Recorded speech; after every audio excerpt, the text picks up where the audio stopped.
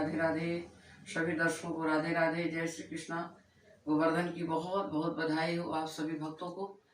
भगवान श्री नारायण हरि कृष्ण जी जब गोवर्धन गिरी उठाए थे, गोकुल में एक बार ब्रिज में सूखा पड़ गया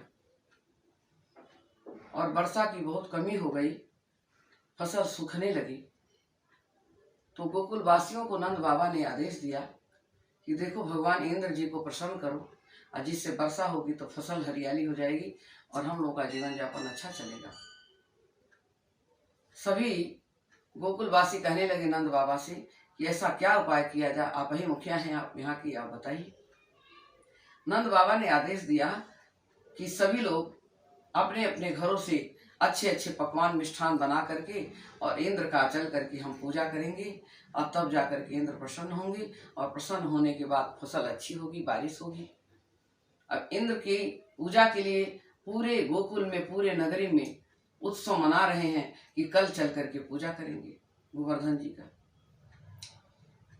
भगवान कृष्ण आए, कहने लगे बाबा इतनी बड़ी तैयारी किसकी हो रही है, किसके लिए पूजा कर रहे हो आप? बोले बेटा लाला तुम्हें नहीं पता? तुमको पता हो ना, इंद्र को प्रसन्न करने के लिए हमें जो कुछ भी भोजन और पकवान बन रहा है, 56 भोग, ये इंद्र को प्रसन्न किया जाएगा, यज्ञ किया जाएगा, तब जाकर के प्रभु प्रसन्न होंगे और वर्षा होगी तो खेती सूख रही है, हरियाली है, सब लोग भूखे मर जाएंगे। उन्हीं के लिए ये सब कुछ हो रहा है। भगवान कृष्ण कहने लगे कि इंद्र कौन, कोई दाता तो है नहीं, इंद्र का काम है पानी बरसाना। आप इंद्र को भोग लगा करके क्या जताना चाह रहे हैं? क्या वो दाता है? भगवान सभी को भोजन देने वाला है, उसका तो काम ही है बारिश करना। भगवान से वार्तालाप हो रही है। नंद बाबा कहते हैं लाला तू कैसी बात करे, सभी लोग कल चलेंगे पूजन करने के लिए गोवर्धन पर। पूरे नगरवासी, पूरी ग्वाल बाल गोपियां, सब नगरवासी, पूरे परिवार सब भोग लेकर के, यज्ञ का, हवन का, सब पूजन का सामान लेकर के वहां से चलते हैं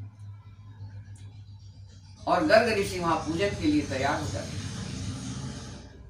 भगवान श्री कृष्ण कहने लगे कि बाबा अंधविश्वास में पूजा कर रहा है, हमें कुछ करना चाहिए। भगवान कृष्ण कहने लगे कि आप लोग यहीं रहो और ये जो भोग लेकर के आए हो ना, चलो उस पहाड़ पर हम लोग चलते हैं और उसी पहाड़ को वहीं भोग खिलाया जाएगा। सभी लोग मान लिए, ब्रजवासी सब लोग कहते कोई बात नहीं लाला जो कह रहा मान ले भाई। नंद जाते हैं और उस पहाड़ को भोजन कराते हैं। कहते हैं कि सभी लोग जितने भोग लेकर के आए हो वो सारा भोग उस पहाड़ को भोग लगा दो। वहां पर गर्ग ऋषि जी पूजन करते हैं और जैसे ही वहां पर भोजन का मंत्र बोला जाता है, पहाड़ का मुख खुल जाता है और सारा भोजन उठा उठा करके सब ब्रजवासी डालते हैं और भगवान गोवर्धन गिरधारी उस भोजन को खा रहे हैं, ग्रहण कर रहे हैं। सब अचंभित हैं, सारे ग्वाल बाल कहते अरे कन्हैया तू तो यहाँ खड़ा है तो उस पहाड़ के अंदर तू कैसे दिख रहा है, ये क्या तेरी लीला है? कहते हैं कि भाई हमें कुछ नहीं पता सखाओं, ये तो गिरिराज महाराज हैं, वो भोग ले रहे हैं, उनको आप लोगों ने भोजन के लिए आप लोगों ने भोग लगाया है, वो भोजन ग्रहण कर ले। इधर भगवान कृष्ण यहाँ भी दिख रहे हैं, भगवान कृष्ण उस पहाड़ के अंदर भी, उस पर्वत के अंदर भी दिख रहे हैं। भगवान गोवर्धन गिरी को जब इतनी खबर हुई, इंद्र को पता लग गया कि इतने बड़े यज्ञ हो रहा है, ये कहाँ पर हो रहा है। सारे जितने देवी देवता थे वो बताने लगे इंद्र आपको पता नहीं, आप राजा हो, वहाँ यज्ञ तो एक पर्वत की पूजा हो रही है, वहां पर यज्ञ हो रहा है और उन्हीं को भोग लगाया जा रहा है और ये सब वो जो कान्हा है वो कान्हा के कहने पर हो रहा है। इंद्र जी कहने लगे, आदेश दे दिए, वायु को बड़े वेग से वायु को आदेश दिए, इतना तेज आंधी तूफान चल गई। फिर मेघ को आदेश देते हैं कि इतना जोर बारिश करो कि सब यज्ञ विध्वंस हो जाए, ये यज्ञ पूरा ही ना हो तो उस पहाड़ क्या भोजन करेगा? वो क्या जाने ब्रिजवासी पूजा करना, हमें यज्ञ करने के बजाय पहाड़ को पूज रहे हैं। अत्यंत बारिश हुई, ऐसे लगे कि पूरी गोकुल नगरी, पूरा ब्रिज बह जाएगा बारिश में। इंद्र जी बहुत क्रोधित हुए भगवान नारायण हरि सोचे कि अब हमें कुछ न कुछ करना चाहिए। भगवान श्री हरि कहने लगे कि आप सभी लोग इस पहाड़ के नीचे आ जाइए। आप ऐसा करो कि एक एक टेक जो अपना अपना लक्ष्य लेकर के आए हो, इस लठ को, इस पहाड़ को उठाओ और मैं भी हाथ लगाता हूं। जब ये पहाड़ पूरा हम लोग नीचे हो जाएगा तो आपकी बारिश कुछ नहीं करेगी। सारे ग्वाल बाल, सारे ब्रिजवासी एक एक लठिया लेकर के पहाड़ में लगाते हैं और भगवान श्री हरि एक अंगुली, कनिष्ठा अंगुली से पहाड़ पर अंगुली अपनी लगाते हैं। पहाड़ ऊंचा हो जाता है। सारे ब्रिजवासी सुसज्जित वहां पर खड़े रहते हैं। बारिश थम नहीं रही है। अगस्त ऋषि को उन्होंने आदेश दिया कि हे प्रभु, एक बार आपने सीता माता जी के हाथ से आपने भोजन किया था तो हमने यही कहा था कि भोजन से आपका पेट भर गया है और पानी को पीने के लिए आपको अब समय आ गया है, अब आ जाइए, ये सब पानी आप पी जाइए। अगस्त मुनि आते हैं, सारे पानी को पी जाते हैं और चक्र सुदर्शन पानी सुखाता है।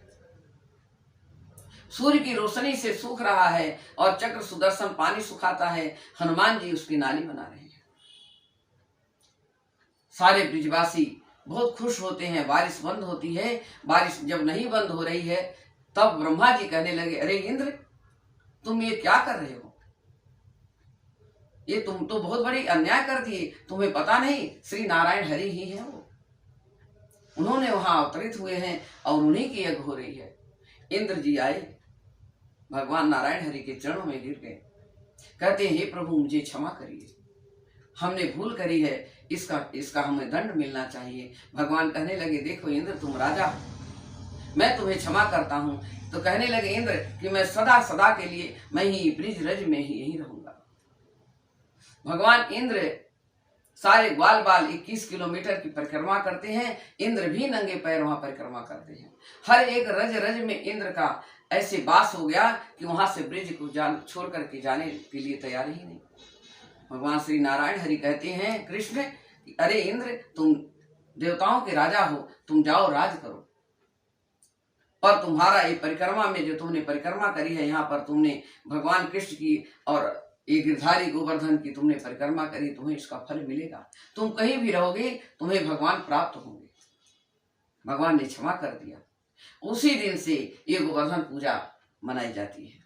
जब से भगवान गिरिराज जी का नाम गोवर्धन गिरधारी रख दिया गया, नटराज रख दिया, गिरधारी रखा गया, गोवर्धन गिरधारी रखा गया श्री नारायण हरि कृष्ण का। ऐसे ऐसे हमारे विश्व में सभी लोग गोवर्धन की पूजा करते हैं, सभी लोग मनाते हैं, सभी 56 भोग लगाते हैं श्री नारायण हरि का। जय श्री राधे, राधे राधे। वीडियो लाइक करें, शेयर करें। आप सभी को गोवर्धन की बहुत बहुत शुभकामना।